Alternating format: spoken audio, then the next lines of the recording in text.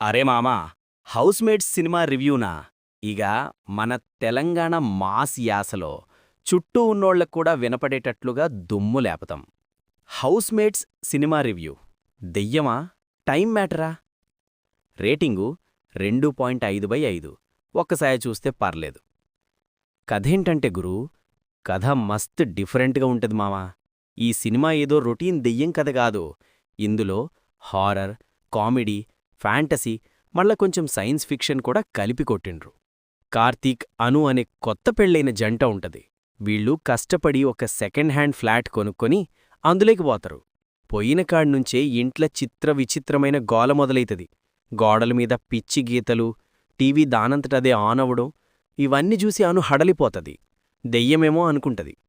కాని అసలు విషయమేందంటే, వీళ్ళుంటున్న అదే ఇంట్ల 10 ఏళ్ల కింద, అంటే 2012లో రమేష్ వాళ్ల ఫ్యామిలీ ఉండే.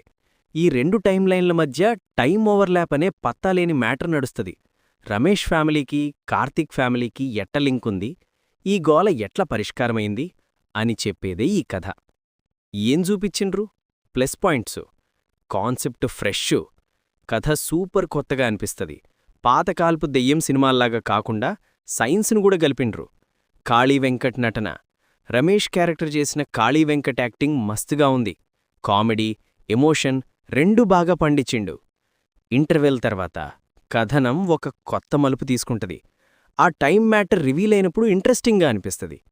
ఎమోషనల్ టచ్, లాస్ట్లో వచ్చే సెంటిమెంట్ సీన్లు గుండెకు హత్తుకునేటట్లు ఉంటాయి.